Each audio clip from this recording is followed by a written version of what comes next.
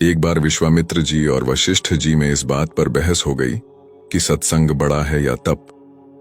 विश्वामित्र जी ने कठोर तपस्या करके रिद्धियों सिद्धियों को प्राप्त किया था, इसीलिए वे तप को बड़ा बता रहे थे, जबकि वशिष्ठ जी सत्संग को बड़ा बताते थे। वे इस बात का फैसला करवाने ब्रह्मा जी के पास चले गए। उनकी बात सुनकर ब्रह्मा जी ने कहा, मैं सृष्टि की रचना करने में व्यस्त हूं, आप विष्णु जी के पास जाइए, विष्णु जी आपका फैसला अवश्य कर देंगे। अब दोनों विष्णु जी के पास चले गए। विष्णु जी ने सोचा, यदि मैं सत्संग को बड़ा बताता हूं तो विश्वामित्र जी नाराज होंगे, और यदि तप को बड़ा बताता हूं तो वशिष्ठ जी के साथ अन्याय होगा।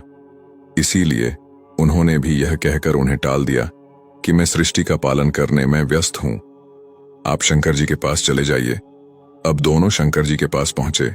शंकर जी ने उनसे कहा, यह मेरे वश की बात नहीं है, इसका फैसला तो शेषनाग जी कर सकते हैं। अब दोनों शेषनाग जी के पास गए।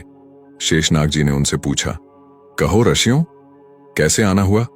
वशिष्ठ जी ने बताया, हमारा फैसला कीजिए कि तप बड़ा है या सत्संग बड़ा है। विश्वामित्र जी कहते हैं कि तप बड़ा है और मैं सत्संग को बड़ा बताता हूं। शेषनाग जी ने कहा, मैं अपने सिर पर पृथ्वी का भार उठाए हूं, यदि आप में से कोई भी थोड़ी देर के लिए पृथ्वी के भार को उठा ले तो मैं आपका फैसला कर दूंगा। तप में अहंकार होता है और विश्वामित्र जी तपस्वी थे। उन्होंने तुरंत अहंकार में भरकर शेषनाग जी से कहा, पृथ्वी को आप मुझे दीजिए। विश्वामित्र ने पृथ्वी अपने सिर पर ले ली। अब पृथ्वी नीचे की ओर चलने लगी। शेषनाग जी बोले, विश्वामित्र जी रोको, पृथ्वी रसातल को जा रही है। विश्वामित्र जी ने कहा, मैं अपना सारा तप देता हूं, पृथ्वी रुक जा। परंतु पृथ्वी नहीं रुकी।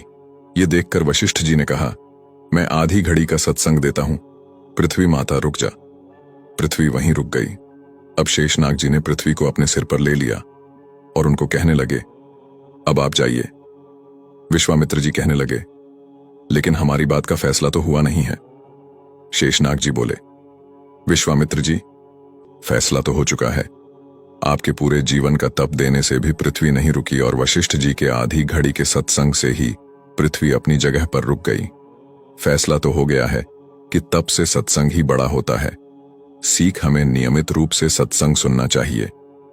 कभी भी या जब भी आसपास कहीं सत्संग हो, उसे सुनना और उस पर अमल करना चाहिए। सत्संग की आधी घड़ी, तप के वर्ष हजार, तो भी नहीं बराबरी संतन कियो विचार।